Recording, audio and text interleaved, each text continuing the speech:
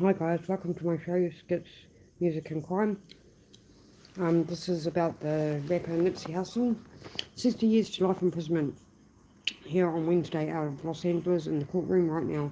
The Superior Court judge handed out the sentence to Eric R. Holder, who was found guilty of first-degree unaliving of the 33-year-old Grammy-nominated hip-hop artist outside the clothing store Hussle founded in Solid, South Angeles, the neighborhood where both men grew up under very similar circumstances. Nearly 4 years after the tragic pew-pewing of Nipsey Hussle, a beloved Los Angeles rapper whose passing had a profound impact beyond the West Coast hip-hop community, Eric R. Holder Jr., the pew-pew man, has been sentenced to 60 years to life in prison.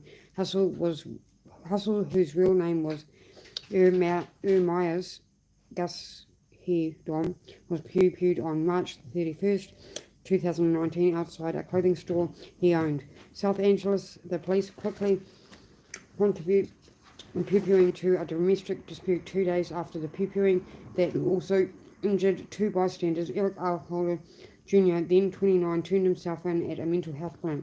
According to his lawyer, Holder was charged with first-degree unaliving and possession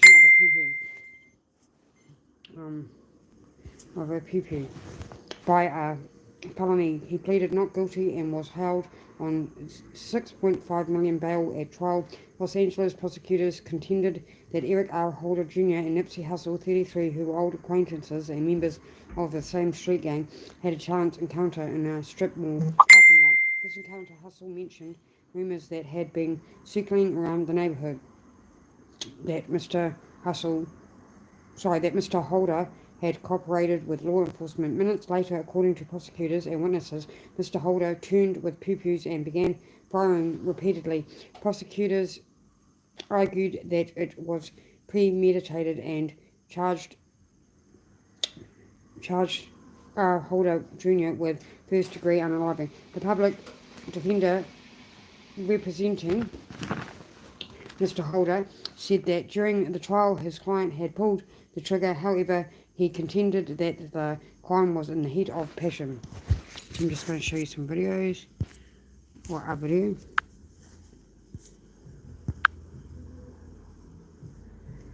Oh.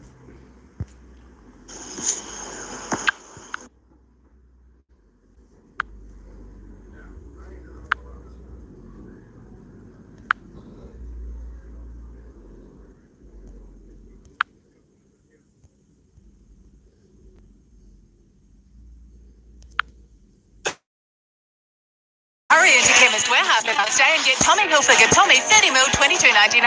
Calvin Klein CK. 60 years to life in prison. This coming here on this Wednesday out of Los Angeles. Of course, this is a live look in the courtroom right now. The Superior Court judge handed out the sentence to Eric R. Holder, who was found guilty of the 2019 first-degree murder of the 33-year-old Grammy-nominated hip-hop artist outside the clothing store Hussle, founded in South Los Angeles neighborhood where both men grew up under very similar circumstances. It was a month-long trial. The jurors in July also convicted Holder of attempted voluntary manslaughter, 2 counts of assault with a firearm for gunfire that hit 2 other men at the scene who survived. They sentenced Holder to 25 years to life for the murder, 25 more for the firearm sentencing enhancement, and 10 for assault with a firearm. Of course, the loss of Nipsey Hussle hit the hip-hop community very, very hard. Out of a great renditions from him as an artist there. This is a live look in there as we continue on here on Live Now from Fox, obviously sentenced to 60 years to life in prison. We want to get you out some remarks from that court, from people within the community upset about how the aftermath continues to unfold there in South Los Angeles. Najee Ali, for the record, Najee, last name is Ali. As a member of the Crenshaw community for over 30 years and a stakeholder, someone who knew Nipsey Hussle, I'm here to say that his murder has had a devastating and tremendous impact still to this day on our community. Not only was Nipsey a Grammy Award-winning hip-hop artist, he was much more than that. He was a philanthropist, an entrepreneur, business person, mentor, role model. He was a hero to many young people in the Crenshaw area, but also throughout the nation. When he was murdered, his death struck a chord with many. So with that, Your Honor, I would respectfully ask that Eric Holder be sentenced to the maximum sentence possible, especially due to the fact that he has never apologized, never shown any remorse for what he did. So I believe that he deserves the maximum sentence possible. And in my closing, many young people are monitoring and watching this, and they're depending on you to be their voice for justice. And I want to thank D.A. McKinney for bringing Mr. Holder to justice and serving the people of California and our community with pride and dignity and doing your job. Thank you, Your Honor. Thank you, sir. Next, Your Honor, is Mr. Herman Douglas. Mr. Douglas? Herman Douglas, ACR, D-O-U-G-L-A-S. I work for Nipsey, my friend. He was like a son. He was like a dad. Our community right now, we lost everything. Everything we worked for, one person took that person out of our community. Thousands of jobs we don't have no more. Homies don't have nothing to do. They backslide. They robbing people now. We had stuff to do. Now they don't have nothing to do. All our stores are closed down. We were relying on jobs. The whole community relied on them and the team that we had down there. Now the team is not down there. The net is not down there. The whole community is affected. All of our stores are closed. We have nowhere to go. We can't go to Rouse to get no food. The only thing that we have is that shopping center. That shopping center is closed down now. Tourists are going by there, can't even take pictures no more. Everything we built got tore down. One man's mistake, one man's action messed up a whole community. Our whole community is suffering to this day. These kids don't have nowhere to go. They have nothing to do. They have nothing to look up to no more. And the world still wants to know why. That we want to know why would somebody do that to a person that was leading the whole community. Why? We want to know why. That's all we want to know is why. What would possess a person to take a person out of our community that was so powerful? So many people depended on that person. Nobody depended on this other person. Everybody depended on this one person in our communities. And they want mercy from this guy. Where was the mercy when he was kicking Nipsey on the ground? Where was that mercy at? Where was that mercy at? You want some mercy? You want somebody to show you some love? You ain't even looked at nobody. You didn't even look at the jury and show no respect, no remorse. Sir. Say, my bad, I messed up. You know, I got you. I'm trying to do it the right way. Thank you, sir. All right. But there's been no remorse from the individual that's on trial. So I'm asking you, Judge, it really, the time, I don't care what you give this guy. It ain't about the time. I need to know why. I wish I could get that. His fate is sealed. He took a man's life, his life is getting taken. Simple as that. It goes against the body. So his life has been forfeited. So he has to deal with God. Like I said, I just would.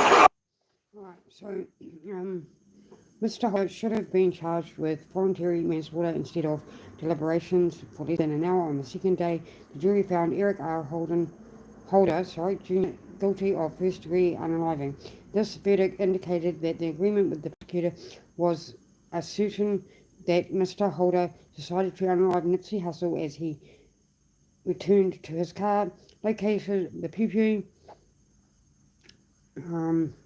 took a few fire and then marched back through the parking lot to confront the rapper. Eric R. Holder Jr. 33 was also found guilty of 2 accounts of voluntary manslaughter for the wounded of 2 bystanders, lesser charges than the attempted unaliving brought by prosecutors. Holder's attorney argued that the case was over and that his client had no intentions of harming the two other men, and both of whom were standing 2 inches from him when he attacked Hussle initially.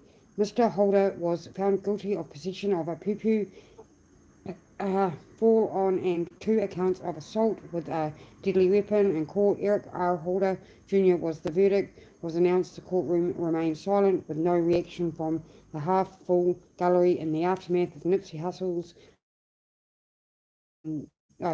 2019, a rare event unfolded within Los Angeles gang life that had not occurred since the early 90s. The ultimately loss of the rap legend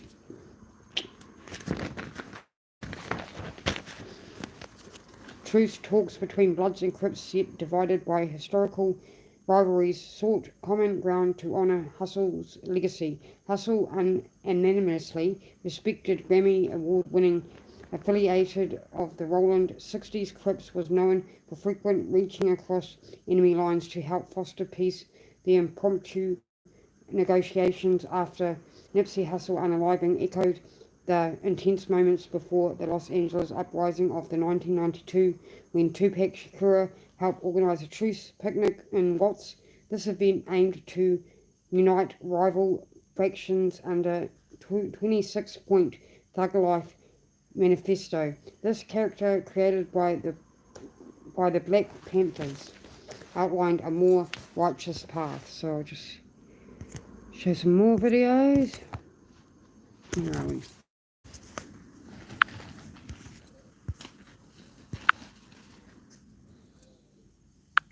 I need an ambulance. I need an ambulance. The Dallas Department of Business. Is this okay? I got it. Yes. I need that ambulance. We need ambulance. I have your phone number. Yes. Yes. What's the emergency? Yes. Oh, goodness. What's the emergency? Oh, my God. What is the emergency? Grammy-nominated rapper and community activist Nipsey Hussle are in a state of shock today. They are mourning. Minutes ago, Eric Holder was taken from the Lakewood Sheriff Station to downtown LA. 3 undercover cars with tinted windows and sirens blaring pulled out of the substation and sped off. It is now confirmed that the 29-year-old is in custody. March 31st, 2019, Nipsey Hussle went to The Marathon Continue store, located at a mall at the intersection of Slauson and Crenshaw. Early transcript reports state he was there just a little after 3 o'clock in the afternoon. But on the official day of his trial after his murder, the exact time was listed at 2:50 p.m. He got out of his black parked car, no security, a humble celebrity, greeting people in the parking lot, signing autographs, and taking pictures with fans. Nipsey Hussle was a well-known Rolling 60 Crip member, but respected even by those in rival gangs. He ended up staying in the parking lot talking to friends. The timer was set. Approximately a little over 30 minutes from that time, Nipsey Hussle would be dead. At the same time, a man known as Eric Holder was on a collision course with Nipsey Hussle that would result in the prolific rapper losing his life. He was a failed rapper known to the industry as Fly Mac, and to the streets, he went by Shitty Cuz. BG Knockout, a man the streets would classify as an OG, told the origins of the relationship between Eric Holder and Nipsey Hussle. He was actually on Nipsey's label. Holder was a part of the Rolling 60s like Nipsey, and was signed to Hussle's label back in the day before snitching allegations got him kicked out of the gang, tatted all over his body. While Nipsey Hussle was at his store, Eric Holder was with the female companion he had relations with. She was 35-year-old Brianita Nicholson. She would soon learn that the man she allowed to get close to her was criminally intent on ending the life of the rapper Nipsey Hussle. Holder and Brianita went out on what she thought was a drive to the restaurant to get something to eat. Ironically, the location he chose was the mall at Slauson Avenue and Crenshaw Boulevard, the same where Nipsey's store was located. On him, he had his trusty black semi-automatic handgun, which he claimed he carried for protection. She wasn't yet aware of this fact at the time. As they pulled up to the mall, Nipsey's lifespan was unknowingly on the decline. Cameras caught her vehicle, a 2016 white Chevrolet Cruze, pulling into the parking lot beside Nipsey and his two homies, Herman Douglas, also known as Cowboy, and Evan McKenzie, also known as Rimpaw.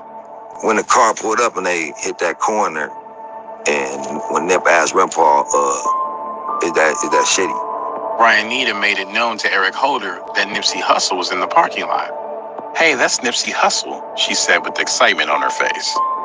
Later, she would testify on the stand with a more detailed description of her expressions. It could very well be she added more fuel to the fire because while with Holder, she mentioned to him, the man that had intimate relations with her, that Nipsey was fine. To her, she was just being a fan of the rapper, not knowing that Holder had bad blood with Nipsey. Holder almost just ignored the mention of Nipsey, which should have been the first sign as to the horrific events that was in play. Holder went about his business as normal, or so it appeared. He got out of the car, no shirt on, and went into a food place called Master Burger. But once he placed the order for his food, his attention switched right to Nipsey. At this point, Nipsey was still in the parking lot, talking to two of his friends when Holder approached. He started shaking everyone's hand, including Nipsey. The conversation lasted several minutes before Brianita failed to assess the situation, instead coming to Nipsey for a picture. That's when her instincts should have kicked in. Brianita then claimed to barely have heard the conversation of snitching coming up, with Nipsey almost just brushing Holder off like a friend you no longer had ties with. At that point, Nipsey's life was growing closer to being taken. Brianita explained that right then, she noticed something different. Nipsey's demeanor was cool, chill. But Holder, his emotions began to spike as he got a bit agitated. Cowboy, one of Nipsey's close friends, right there with him, expanded on the conversation. He stated that Nipsey was telling Holder there's word on the streets that paperwork on him is floating around. In the gang culture, snitching is not tolerated. You lose all credibility and worst case, you can lose your life. Maybe due to past affiliations, Nipsey tried to give him an out instead of dealing with him by the street code. According to Cowboy, Nipsey calmly said, "I haven't seen the paperwork. You need to take care of that." Another witness gave an even more heartbreaking account of his statement. It was as if Nipsey still had love for someone he once called his brother and just wanted him to get himself straight with the rumors floating around. Later in an interview, Cowboy also recounted the sentiments of the witness. Nipsey held no malice in his heart. Nipsey Hussle was composed, not trying to give Holder any more time than he already had taken up. He turned from the conversation toward Brianita, who he saw as a fan, and asked if she wanted a picture. Of course, she agreed. That was the last picture Nipsey would ever take. Moments later, Holder went back into Master Burger to collect his meal. He returned to the car and told Brianita to circle around back, brandishing his weapon. After questioning his motives, Holder laughed it off and directed her to pull up at a spot to the back where he could eat his meal. She complied, but soon after he put aside his meal and made his way out of the vehicle. Little did she know, Holder was on a mission to end Nipsey's life. He made his way through the mall, right to where Nipsey and others were talking, and opened fire with two guns, a .40 caliber semi-automatic handgun and a revolver. From those guns, he shot Nipsey approximately 10 times. A brazen and violent act. Surveillance cameras in surrounding businesses show Holder not shooting Nipsey on one occasion, not two occasions, but 3 times as he leaves and doubles back to finish the job and kicking Nipsey in the skull before running back through the alley. Holder is heard telling Nipsey, "You're through," before carrying out the act. Nipsey reportedly said the last words to Holder, "You got me." At approximately 3:20 p.m., Nipsey was on the ground fighting for his life with 2 others that were less injured in the attack. I ran over to Nip. Nipsey fought the whole way. He was breathing the whole time, had a pulse, in and out of consciousness, but he fought hard. Paramedics arrived on the scene to a bleeding Nipsey on the floor, unconscious. Only a couple minutes left before Nipsey Hussle would be gone. Paramedics tried to resuscitate the wounded rapper, continuing their efforts as the ambulance stretchered him to the ER. Unfortunately, Nipsey would succumb to his injuries upon arrival at the hospital between 3:20 p.m. when he was shot and 4 p.m.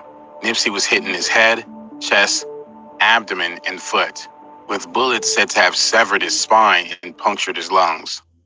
The world was in mourning. Right.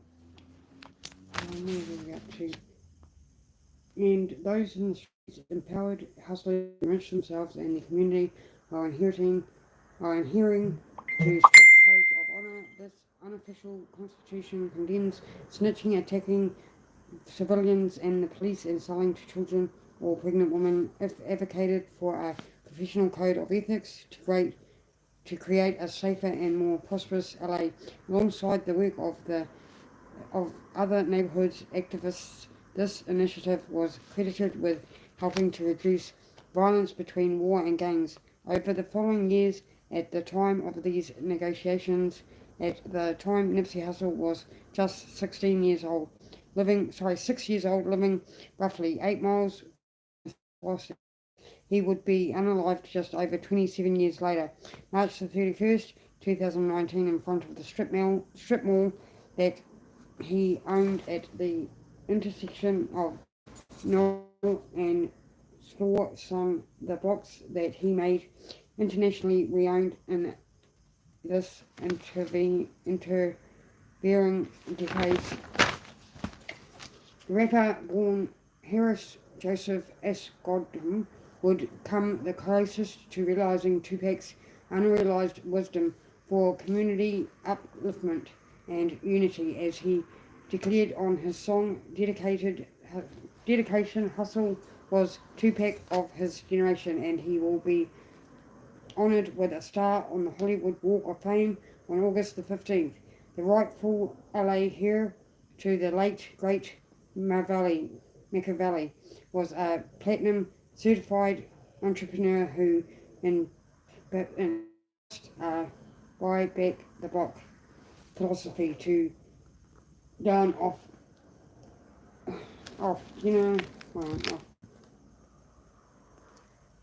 This reputation remained unblemished in the streets, but he could also talk equivalently about using opportunity zone tax breaks. He nurtured the next generation of local rappers and looked past gang stuff while donating to nearby schools in the hopes that the neighborhood youth would escape generational poverty. To understand the importance of Nipsey Hussle is not merely to understand. So I'll just play one more one. Right.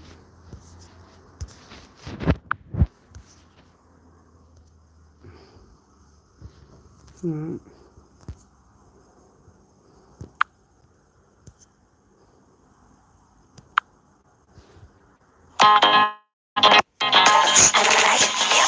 nice. The press blow my mind. I feel so.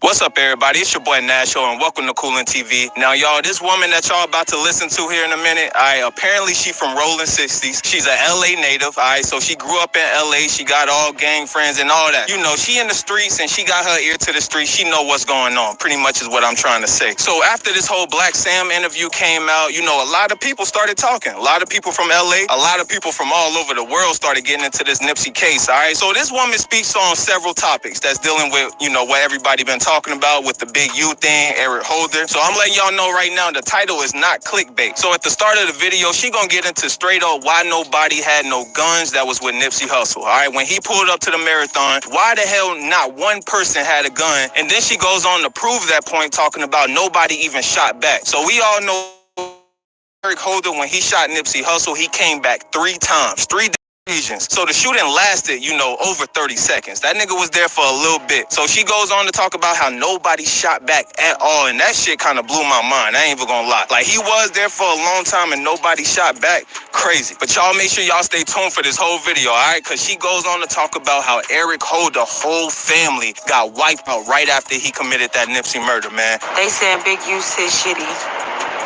Oh, off that Black Sam interview. Now, y'all, I don't know, bro. I don't know if Big U said shitty, but that's when Nipsey first popped off. when it first happened, everybody in LA thought Big U was shitty. We all thought that. We all did. We thought it was Big U, and then we thought people was like, no, it wasn't Big U, blah, blah. And then it was like, oh yeah, it was the government. Like, come on now, that's what the world was saying, the government on some weird shit. But all of LA, yeah, we all thought Big U did it. We already been felt like it. Cause like Black Sam said, I didn't even watch that interview. I just didn't. I saw a couple of clips or whatever. But living in LA, I remember when Big U and Nip got into it because Nip didn't want to be under his label no more. Because Big U was trying to Big U had bought the Crenshaw brand and shit like that. And yeah, basically trying to extort Nip and had him in a fucked up ass deal.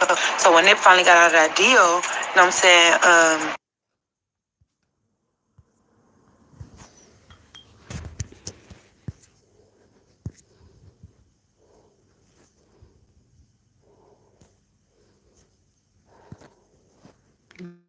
That's all I've got time for. Thanks for coming. Don't forget to like, share, and subscribe.